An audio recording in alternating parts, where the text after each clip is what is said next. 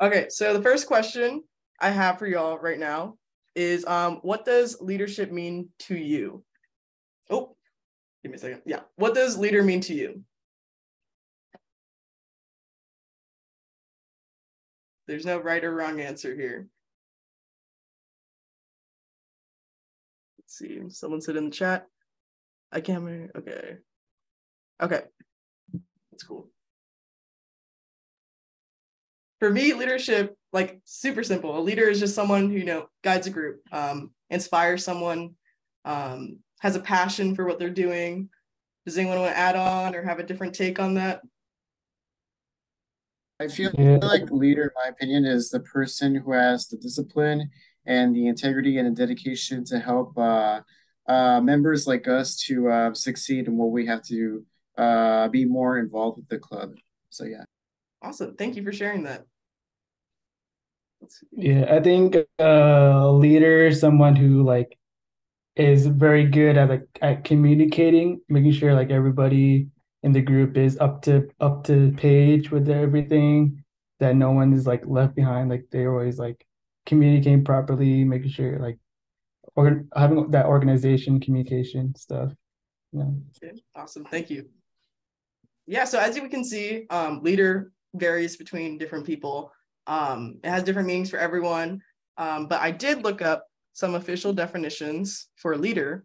So these are some different ones I found on the internet from Oxford Dictionary: a person who leads or commands a group or organization. That's like pretty straightforward.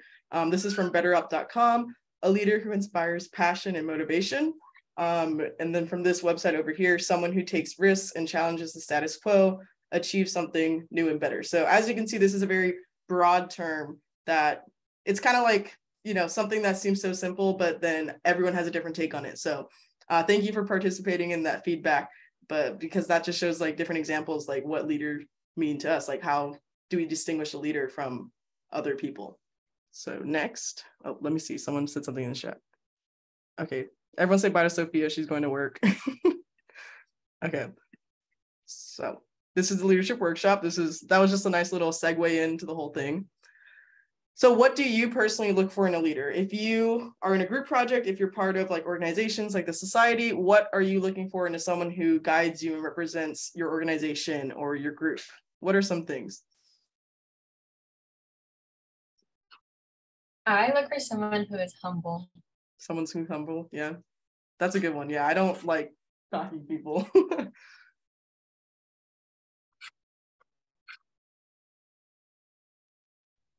I look for someone who could take action and get things done Take action and get things done. Nice. In the chat, efficiently. I'm sorry? Efficiently. Efficiently? Yeah. In the chat, someone who is fair and is able to speak with everyone equally and create balance. I like that answer. Confidence in what they're doing. Yeah, that's super important. Like leaders should be able to be in front of a bunch of people and be able to talk and communicate effectively. Yeah, great answers, guys. Thank you so much. Okay, so I looked this up on this website. It's linked down here. Some common qualities of a good leader. These are 10 that I found on this website. So self-awareness. So just being aware of, as a leader, you have to be aware of your strengths and your weaknesses. Like for me personally, one weakness I have is just I want to do everything for everyone. Like I always want to be involved and do everything I can, but I realize that I'm one person. I can't be in like multiple places at once. So I know that there's a certain limit that I have to, take a step back and realize that I can't do everything. Like that's part of being a leader. You have to rely on your teammates, your group, the people you're leading to help support you, and you're there to help guide them. So just being aware of like your strengths and your weaknesses, that's really important as a leader, because if you put on too much and you're not aware that you can't handle everything, you're eventually going to burn out. Some things aren't going to go the way you want it to. So that's really important. The second one, credibility. So this involves being accountable, gaining trust of the people you are leading. So you want to be reliable. You don't want a leader that makes a lot of empty promises. You want a leader that is going to bond with you and get to know you and then show you that you are someone that people can count on. That's really important as well. Also focus on relationship and bonding. Like I said, you want to make sure that you know who's leading you. So for example, in the society, you may notice that at socials, fundraising events, volunteer work, officers are going to be out there because just because we're leading the organization, we also want to get to know members, because it just creates something more personal versus like a business format, to get to know you. Because the more you get to know your leader, the more you can, going back to credibility and gaining trust, you can like trust that they are going to help you succeed in everything. Number 4, they want to have a bias for action. So we'll do something about situations, like we talked about, doing something effectively, not just doing it, sloppily, like being organized, composed about it, really just saying, not just saying something, but actually doing it. So, that saying, it's like all talk, no game. This is going to be someone who's going to stick to their word and go through with what they say and just show everyone that. Exhibits humility. So what, like Katie mentioned, being humble, someone who's not going to be cocky and think, oh yeah, I'm a leader, like I earned this, like I'm the best one here, like a leader should be someone who is humble and advocates for other.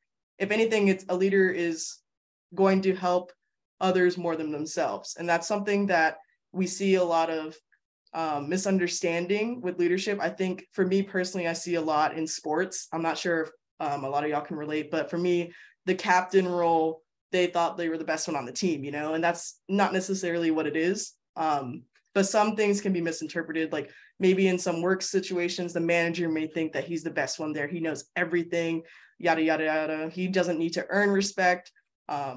So that's really important, to be humble and have humility as a leader as well. Number 6, being able to empower and encourage a team.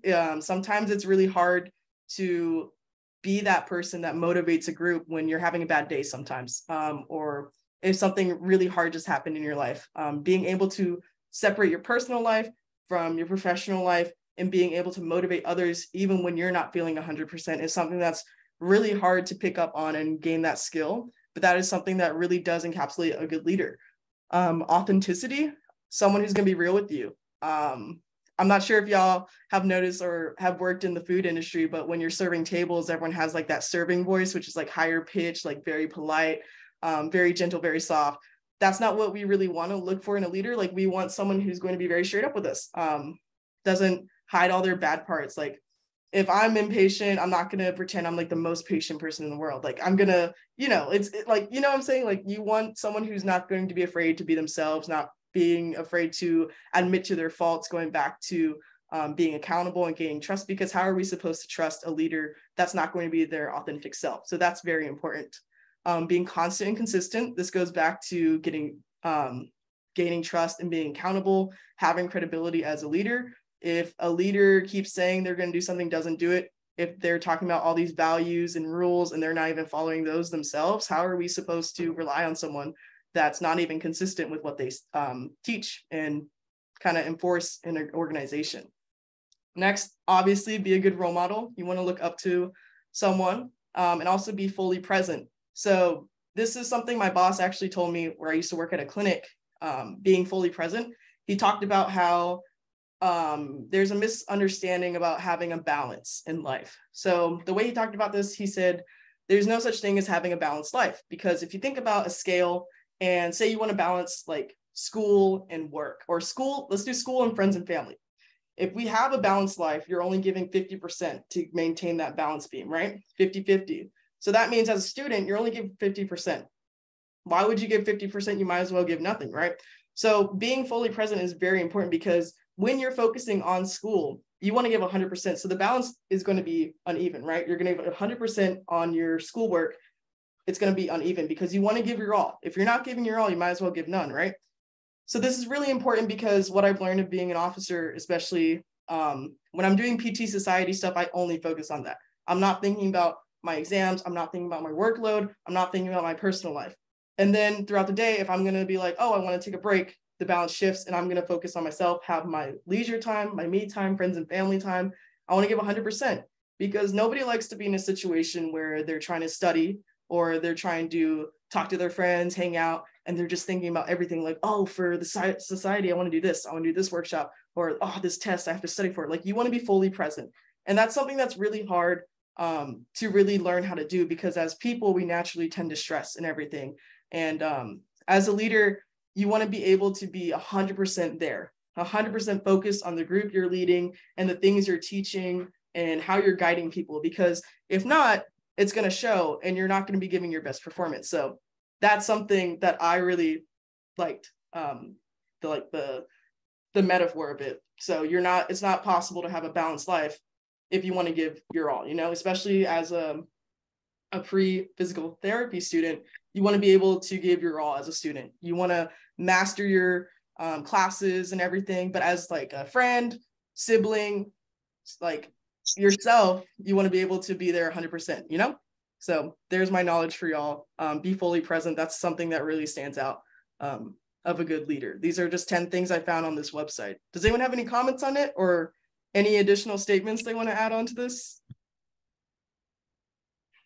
No? Cool. Awesome. All right. So what do you think are some challenges that come with leadership? Like, what do you think could be really hard or kind of scary about being a leader?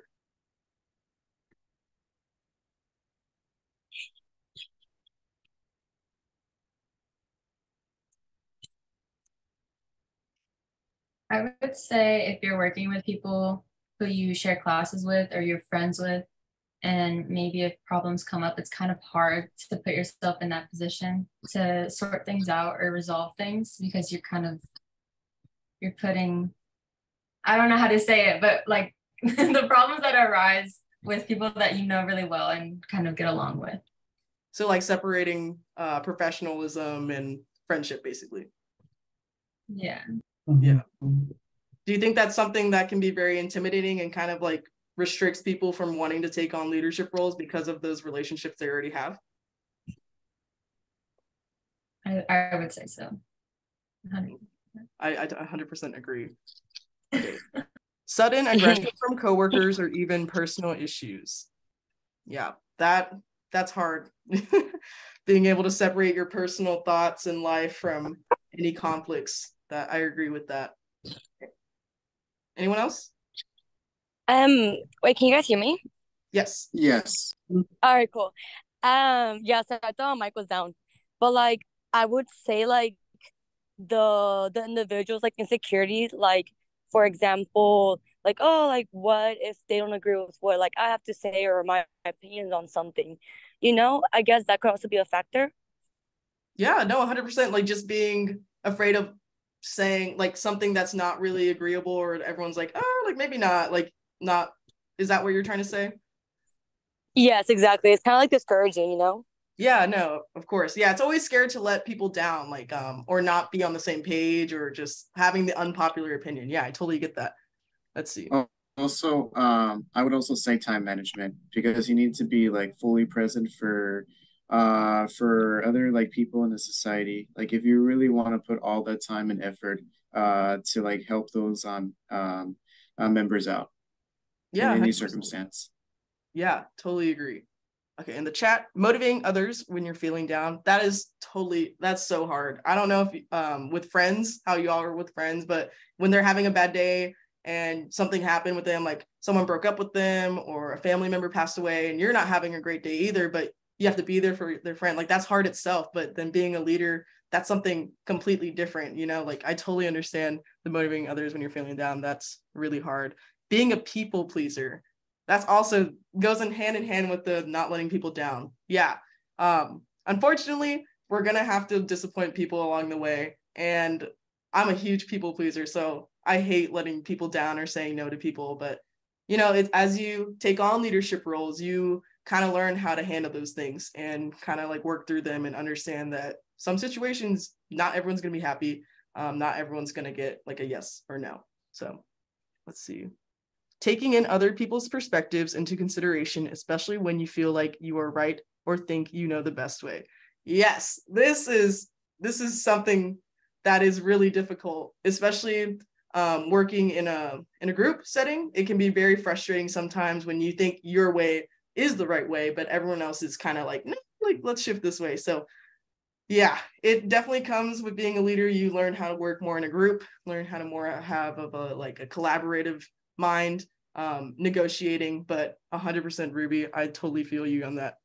And Ashmal, I saw you raised your hand. Yeah, so for me personally, I always had a fear of public speaking, like just going out talking to people. That was like my biggest fear growing up. And as a leader, like you think, oh, you have to like come up with like these great presentations. You have to speak articulate with articulation, like talking to different crowds. And like for me, that was like a big fear. And over time, like since freshman year, I've been like taking like a bunch of TED Talks, taking a bunch of classes. I take all these challenges, and I've been working on making that fear into something I love to do. Like nowadays, like I just love speaking out in public now because I just kept practicing it and taking that challenge as a opportunity to get better as a leader. Yeah, thank you for sharing that. Yeah, what's great is like with every challenges that come with being a leader, you get to gain something even more rewarding out of it. So like Ashmal mentioned, being kind of in your shell and then being able to obtain different leadership roles, you get to gain like public speaking, getting used to talking in front of a crowd. So that's something that's really great about leadership and the skills that come out of it. Thank you for sharing that, Ashmal. Nathan, I see you have your hand raised. Yeah, so I was gonna say like just having like a lot of people depend on you, I can put like a lot of pressure when you're a leader. Yeah, 100%. Yeah, going back to like the letting down people, it's a lot of stress. Especially I think I can speak for most of the officers of the society. Like when we're planning stuff, it's a little stressing because we want to make sure y'all get the best opportunities, y'all get the best information, and we don't want to make y'all feel like you're missing out on anything or feel like you're kind of stranded or don't know what to do. So that's definitely a big factor.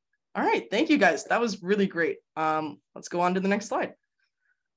All right, so these are some common challenges I found on lifehack.org. So one, difficult people, like we talked about, it's really hard to, work with someone that's really stubborn or really convinced that their way is the only way, or they're just like not open-minded. It's really hard, but like I said, with every challenge that you face in any situation, you get a learning experience out of it. So here you get to learn how to collaborate, communicate, and negotiate with difficult people, and also learn some patience too, because working with difficult people does come with like a lot of patience and understanding as well, because there's two sides to every story. So that's also really important when working with difficult people. Pressure. So like we talked about, we don't want to let people down. Nobody likes letting people down. And that kind of segues into number 3, disappointing people.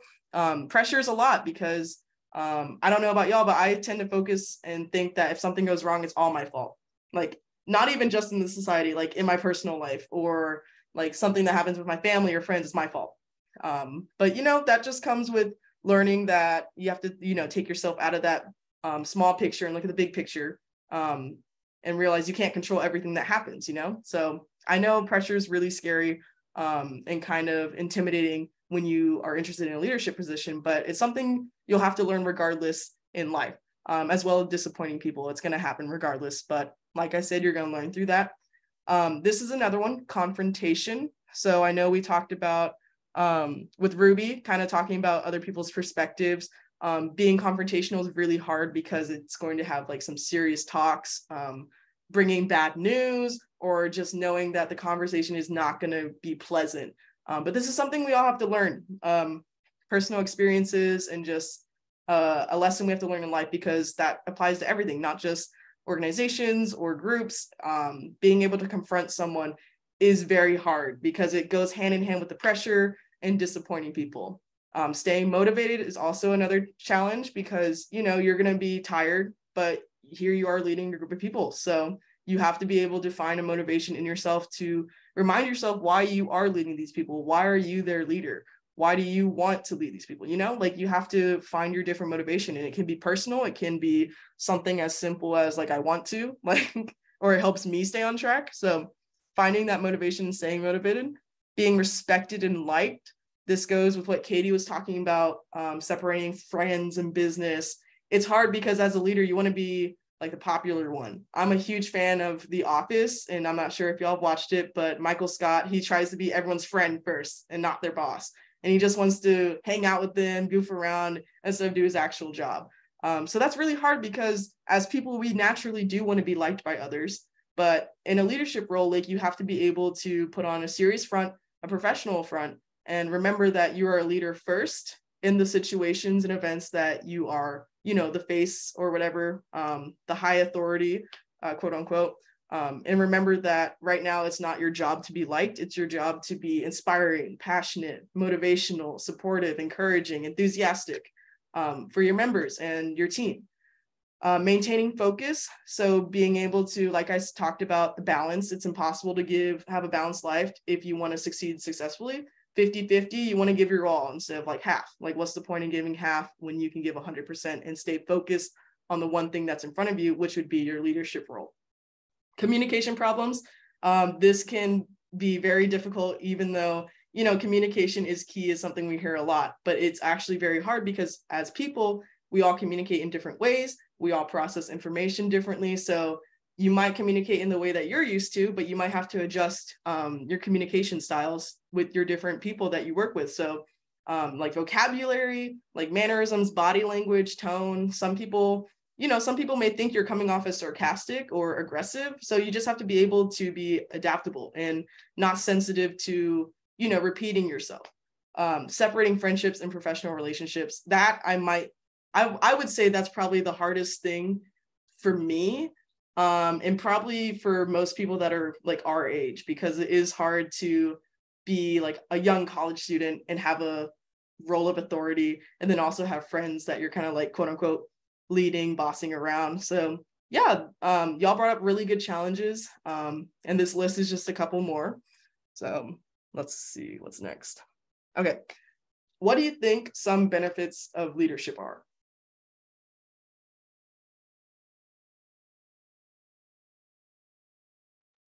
I'd say like what Ashma was saying earlier about, you know, like how he wasn't into like public speaking at first, just starting to like gain some of like experiences that you never thought you could get before, like some skills like that. Yeah. Aside from public speaking, do you think what other ones could you think of that you could gain from having a leadership role?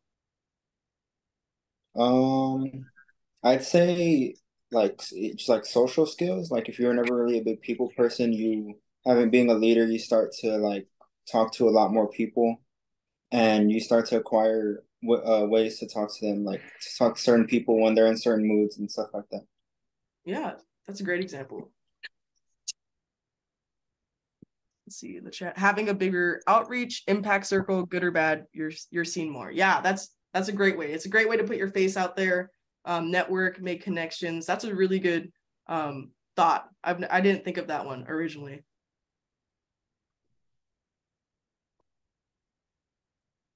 Anyone else? Any more benefits y'all could think of? Basically, you receive a lot of confidence and you start to build trusting relationships with the members inside and outside of the society. Yeah, 100%. Mm-hmm. And also kind of like how Ashmal was talking about earlier, like to better articulate your presentations. Because I know whenever he said that, oh, like that his greatest insecurity was like making, you know, talking in front of a lot of people, because in his mind you had to have like a really good presentation. Well, that's actually one of my insecurities at the moment. So definitely I feel like putting yourself on the spot over and over again, you'll just, you know, gain better like speech skills, I guess, and like know how to formulate your thoughts and get through with people. Yeah, it's definitely scary at first. I will say confidently, like For sure. doing these workshops, doing the meetings, I feel like I've become more composed as a speaker, and it definitely does boost your confidence, because once you've done this and you've practiced so many times, it just makes you feel better and just reassures you that you are able to do it and become more confident and better at it. So yeah, that's a really good point. Anyone else? I would say you learn a lot about yourself, how you work, and kind of like what you need, which is important. You know, you want to be your most authentic self. So, you know, the deepness. What do you think?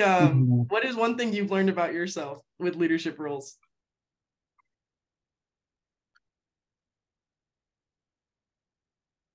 I think something I've definitely learned is I need to admit when I need help.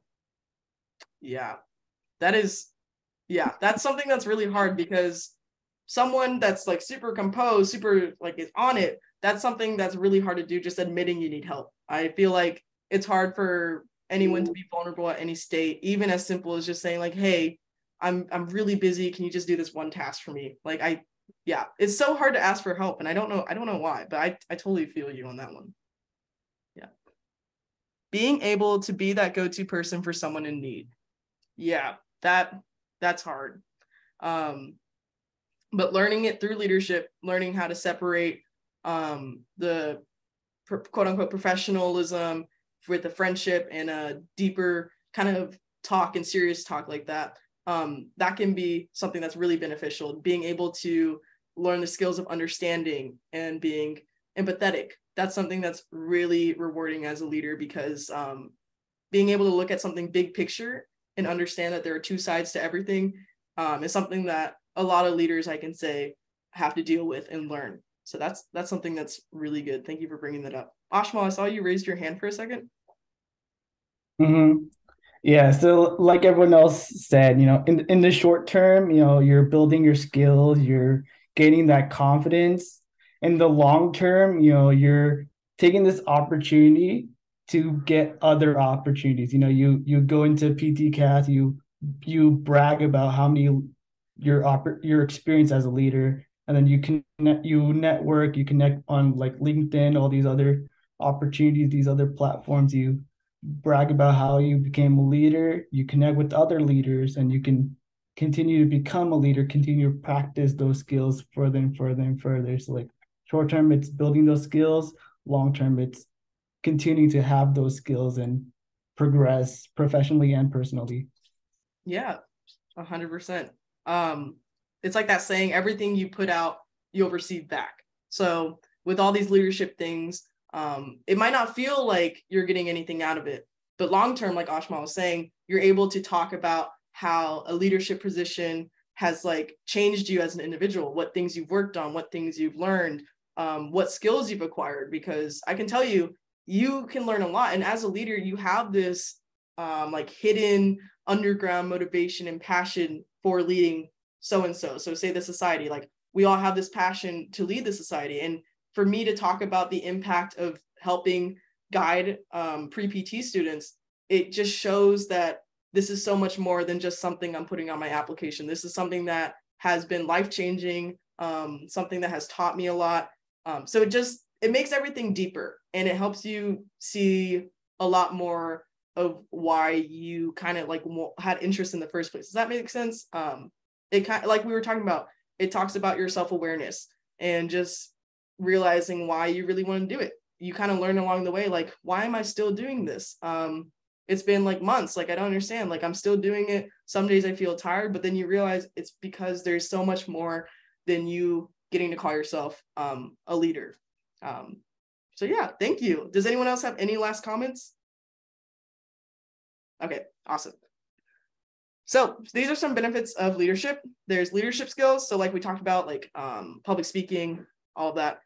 Teamwork. So working with not just your followers, but other potential officers or co-leaders. So like if you're on a management team, working with other managers, working with like your boss.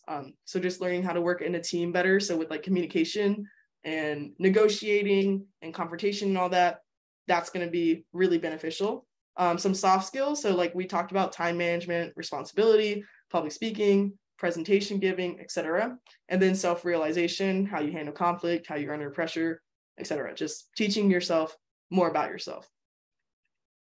Okay, I believe this is the last question. You guys are doing fantastic, by the way. Thank you so much for being so interactive.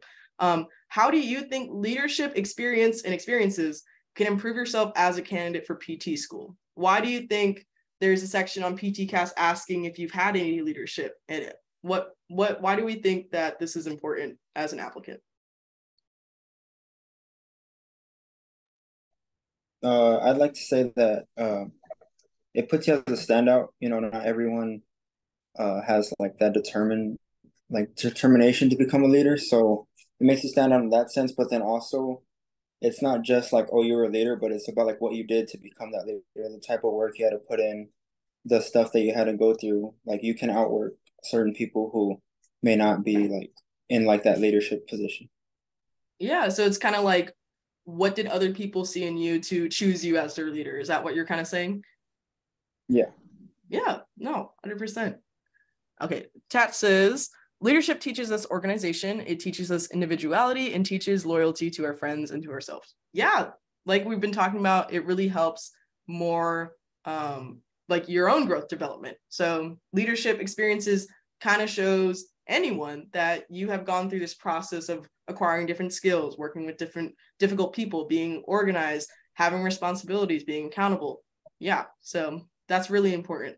As a PT, a PT student, a physical therapist in the future, that's really important because working with patients, they're going to want someone that are able to work with different people, difficult people, people of different demographics and everything. So that's really important.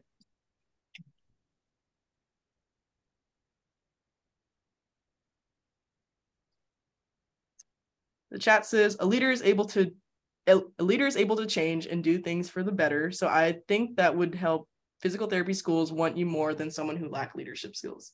Yeah. It's definitely that motivation. So when you're in PT school, when you're a physical therapist, wherever you are in the stage of life, a leadership position will, there's a motivation there, it's doing something more than just like the title. It's having that enthusiasm, that support, that encouragement that a lot of people are going to want, because even if you don't go to PT school, if you change your mind, if you change your major, if you change the career you're interested in, you're going to have to work in a team somehow. So being a leader is really important because that does have that huge aspect of teamwork and just communicating with people. So in leadership roles, it is very important to learn how to talk and communicate to other people. So that's a really good point. The chat says, like he just said, is the type of work you do, but it can also be that through everything. What were you able to accomplish? Teaches initiative and organization. It also shows that one can handle others or situations when things come up. Servant leaders are a big thing too. Titles and everything is the heart and work behind it. 100%. I can have said it better myself.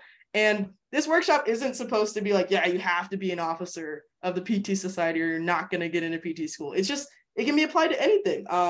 If you were a manager at a restaurant, if you were a coach of a team, if you like literally anything where you are inspiring a group of people to do something, encouraging like work ethic, values, that is a leadership role. Even in small things like a group project, if you're someone that's going to be the one to reach out to people, someone who's kind of like, hey guys, like let's do a check-in. Are we all on the same page? It can be as small as that and as large as being an officer of a society or like being the president of the student government. There's no limits on leadership. It can be found in any environment. And that's something that PT schools are really looking for, because as a physical therapist, you are leading patients. You're collaborating with other PTs and OTs and surgeons and other doctors, nurses, etc.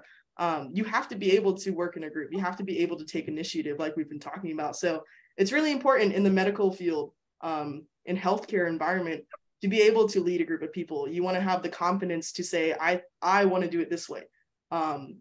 Being able to talk to patients and everything and make sure that they are being guided emotionally and physically through whatever they're going through. So yeah. Any other comments? Yeah, in leadership roles, like what Nathan said, you have to like get it out of your comfort zone and do the best you can. And when you start to develop those leadership skills, you soon make mistakes, which is normal as a leader. And then you start to develop open-mindedness and then kindness and humility, which is like every leader should experience that to become the better version of themselves. So yeah. Yes, 100%. Awesome. Thank you so much for being participative. I don't think that's a word. All right, so these are some things I found on an article. So leadership in healthcare improves quality of care. So being able to talk to your patients, talk to your colleagues and everything for the best care and treatment plan for patients. That's really important. Adaptability, learning how to adjust to certain situations, different conflicts. That's something that comes out of a benefit of being a leader, in the healthcare world. Forward thinking. So how can we improve so-and-so? Like, how can I improve this patient's recovery versus like the norm, the traditions? Are there something else I can do? Like thinking outside the box, basically. So thinking about the future, how to change it and everything. innovative clinicians, so problem solving, new ideas, teamwork and efficiency, and patient relationships. So this is all kind of like jumbled together. It's like a big salad. Like it all goes hand in hand. It all affects one another. And these can be very efficient with a lot of skills that you can learn in different and various leadership opportunities and teamwork things. Okay, so we're coming to the end of this presentation. I know Ashmal and Katie are in here, some other officers, and I was just gonna do like a little open floor if they wanted to add any comments about like this workshop, about their impact of a leadership role, how it's changed them, helped them, and kind of just like the importance, like why do they think it's important to be a leader and experience these different roles, if they want to share. I can go ahead and go. If I stutter, I'm sorry, please don't laugh. But what I want to say is I have seen my position as officer and as a leader as sort of an investment in myself. And I think it's important that you invest in yourself first before you can expect someone else to do it for you. So I have really valued that there's always room to grow. There's always room for improvement, and I'm very hungry to learn. I'm always asking questions. I want to get better. I'm kind of hard on myself in that way, that I want to be the best. And I think that's a good quality to have sometimes.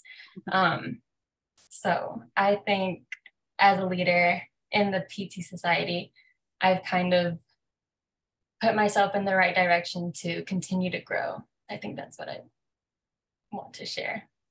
That was amazing. Thank you. I love it. Yeah, it's nice because as leaders, like it's like you want to be led also, like you want to be criticized, like how you're doing, like what can I improve on? Like it never stops. Like just because you're a leader doesn't make you the only leader kind of thing. That's a really good point of view.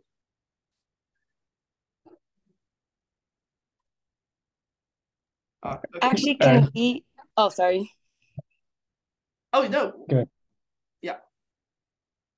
And I was just going to ask like a general question to all the officers, like what made you guys take this opportunity of like, yeah, like, let me just get this leadership opportunity. Like what drove you there and why did you say, yeah, I want to invest in myself. Let's do it. Do you want to go or? I mean, for me personally, like when I chose to run for sports coordinator, I initially just did it for fun. I know myself. I love sports. I love being active. When I was reading the description, I was following Victor last year, like seeing how he does his things. And then I figured out, this is a role that I love to do. There's something that kind of fits my personality, something I like to do. It helped me work with my fear of public speaking. I went out to the fields. I would make these motivational speeches to boost morale in the team. I would make these weekly challenges to kind of boost everyone up, to keep everyone together.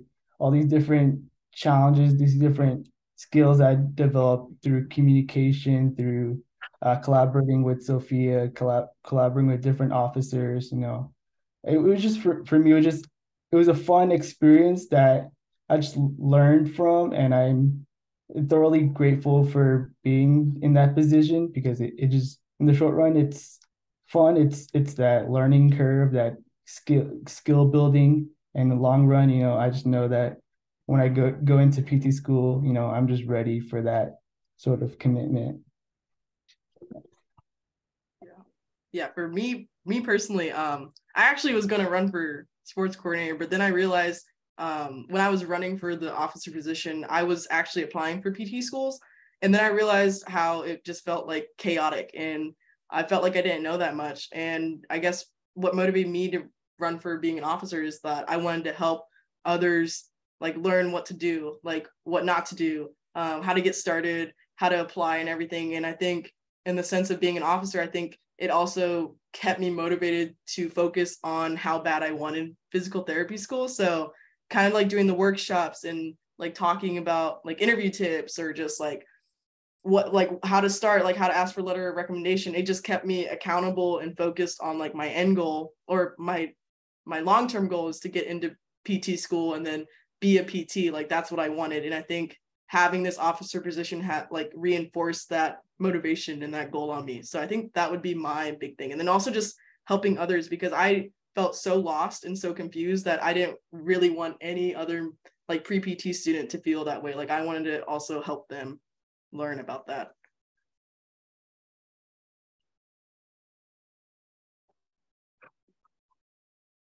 Okay, thank you for sharing. Oh, sorry. Sorry. So if you want to hear about me, when I ran for officer, I had only been in society for 1 semester. And I ran because I wanted to be a part of something. I wanted to, I wanted to work with people, and it was very scary at the time. But I think you have to do those things. And it kind of made me realize, like, what's the worst thing that can happen? I have grown so much from being an officer. Like, it's insane. I can't even believe I'm talking right now to you guys. Like, it's exponential. That's all I can say. So that's why I wanted to be a part of something. I love that. Thank you for sharing. Yeah. But like one more general like officer question. So I'm sure you guys have encountered, like obstacles, drama, cool, whatever, right? Have you guys like found that there's like one effective way to solve a situation, an issue? And Yeah. if you guys have found that like tactic, what is it? Yeah, for me personally, I think one thing that I really have found to be unproductive is just passive aggressiveness and like passive remarks. So I have learned just to be confrontational sometimes, like not in the bad way, but just like, okay, so like how can we improve this? What can we do better? Instead of, walking on eggshells. That's something that I've learned as being an officer, that sometimes, we going back to like the disappointing people and being scared of like making someone upset. I've learned that like we have to be able to bring things up if it's not working. So just having really straightforward communication, and just trusting that the other officers of the society are going to not take this as a criticism moment against them, but just a way for us to be productive and efficient. So learning just how to not be scared of bringing something up or being confrontational about it, maybe just kind of out of confusion or just because we're just walking around it too much. Just I'm not really scared of kind of bringing up my opinions or like asking for more clarification, because communication is key, as cheesy as it sounds, but that's something that I've definitely improved on as an officer and as a person, just being able to speak up and just not be afraid to ask the hard questions or be the devil's advocate or challenge others.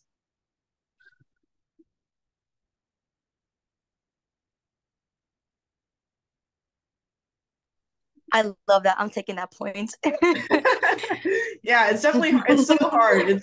It goes hand in hand with like the people pleasing and not being like the like quote unquote like not favorite, likable, but like you're gonna have to have hard conversations regardless. So it's definitely a skill that's No, really for sure. Definitely took some like. Wait, sorry, what? No, continue. No, I was just about to say, like, for sure, dude, this definitely does take some, like, big energy to say, like, the opposite of what everyone else is, like, agreeing or saying. So, yeah, no, definitely, like, props, respect to that, bro. Yeah. Nathan? Thank you for sharing. Yeah. I just had a question, for any of the officers. Do y'all think that becoming an officer, like, improved your academic studies in a way? Do you think it helped you? I know, like we said, it helped with time management, but was that just like in the sense of doing what like your officer position wants you to do, or like just in any type of academics?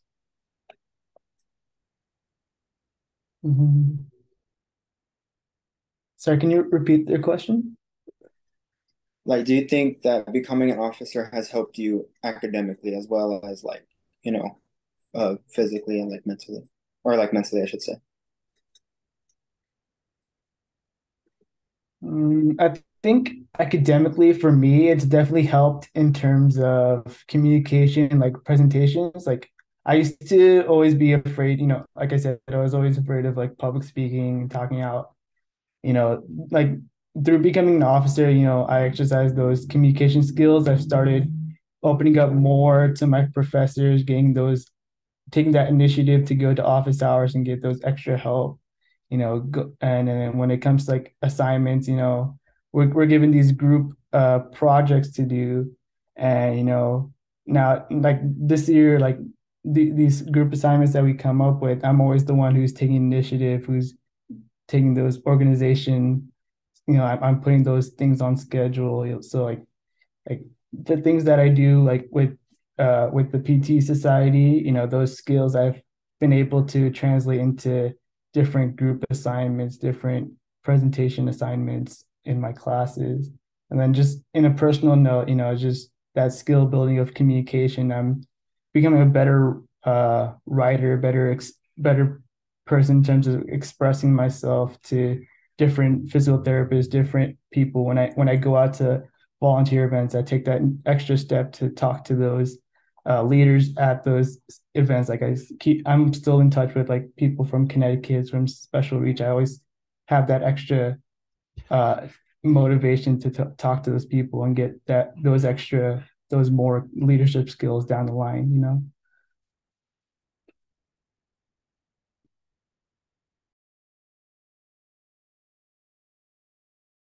Yeah, just to piggyback off of that, I definitely think having the role and kind of leadership for y'all to look up to, I feel like it kind of motivates me to think like, yeah, if I want to be able to get to my end goal and get into PT school and be a PT, like I'm gonna have to focus on my studies. And I think being surrounded with a bunch of other people that are interested in pre-PT, and then people that you see in like your classes, knowing that they know who I am as like an officer in the society, it kind of makes me feel calmer in the sense of like, okay, like we're all in this together. Like in the society, like I am someone that I want people to come talk to me, ask questions, but in the classroom, it just reminds me like I'm a student, like I'm going to help out other students. They can help me. Like Katie said, she's hungry to learn. Like we can learn off of each other, like in every way, not just limited to education, but like mannerisms, skills. So it just reminds me that I do have an advantage of being known as a leader. So like in the classroom, I can recognize faces, people recognize mine, and just knowing that I have like a support group or a study group, any of the classes I'm in, like that's really comforting to know. Thank you. Yeah. Okay. I think we have time for one more question, just so we don't go over the hour limit. Any last question? It can literally be about anything at all.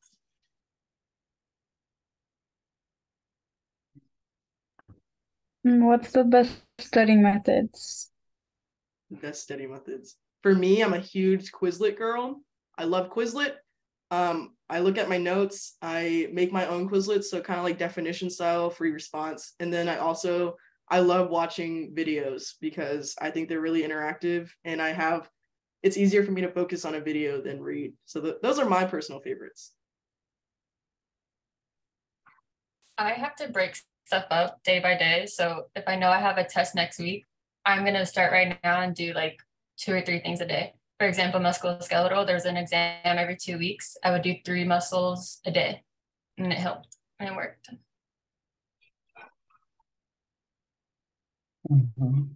For me, like it's first like time management, organizing my schedule.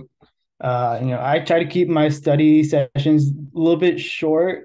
I keep them like I focus on one subject for maybe like 30 minutes, then I'll take a small break, and then I come back, review that subject again for another 30 minutes or so, and then I relax. And I try to keep myself organized where I know I'm focused in those 30 minutes, like no distractions, my phone's aside, everything's like I'm just focused. And then when it comes to taking notes and stuff, I always take that extra step to go to office hours, make sure I understand the material. Like I take those notes, I make questions, and I actively go to office hours, ask questions to make sure I understand those subjects properly.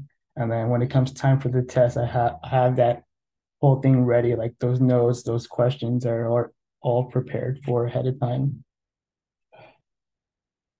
Yeah. There's so many different ways, I feel like. So, but Those are good ones. I want to try yours, Katie.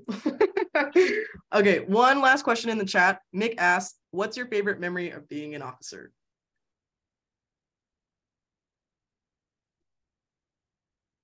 I mean, all you guys, honestly, like, I think they're fault. Guys, you guys give me that joy and appreciation, like, like just whenever I'm out there, either doing the PT Elite chant. We haven't done that yet this semester. I'll definitely do that sometime.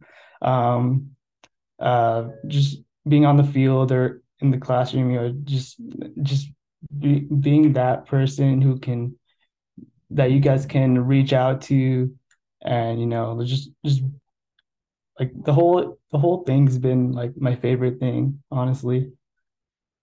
Yeah, for me, I feel like my favorite thing are officer meetings. I feel like that's always fun because we just talk about like literally everything. But then like after general meetings and officer meetings, just like the walk back to the car or wherever I'm going, like that's always so nice because I'm usually walking with another officer and we're just talking and like joking around. And then it just feels like the lift off of your chest of like, okay, like I'm out of like PT society mode. Like it's like a relieving feeling. So I feel like those are my favorite moments in between those. I think mine was my first fundraiser because it was a great outcome and I was just so happy I wanted to cry. Was that the mod one? It was Mod Pizza. We got $100 from them. That was good. Not the breakfast taco one. No, not that one. If y'all didn't know, during the breakfast taco fundraiser, the electricity went out and we had a huge line of people waiting for tacos, but all we could serve was like cold beans and cold eggs and cold tortillas. Yeah. All right, awesome. This was probably my favorite workshop I've ever done, and I couldn't have done it without y'all's feedback and participation. So thank you so much. So just a reminder to Wednesday, March 8th, that's next week. If you're interested in getting some leadership, becoming an officer, there's an officer interest meeting, 5:30, 7:30 at the Pecan Room. There's the location there. It's in the Student Union. Please come out, even if you're like 1 foot in the door, 1 foot out. This is just going to give you more behind the scenes of what our roles are like. So me as a liaison, Katie as fundraiser, Ashma sports coordinator, you get to learn all about it. It's going to be very beneficial, very informative, and then you can ask more questions about specific roles that you're interested in. It's just a great opportunity. And then just please come out, even if you're like, maybe not.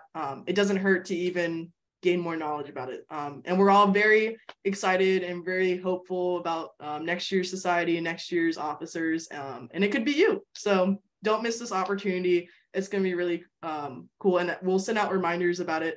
But yeah, just put a note in your calendar. And then as usual, here's the QR code. I'm going to stop recording, but please stick around, sign in, but we're just going to take a picture for the newsletter and everything. So I'm just going to stop recording right now. Wait, so real quick, what's the QR code for? I'm sorry, what?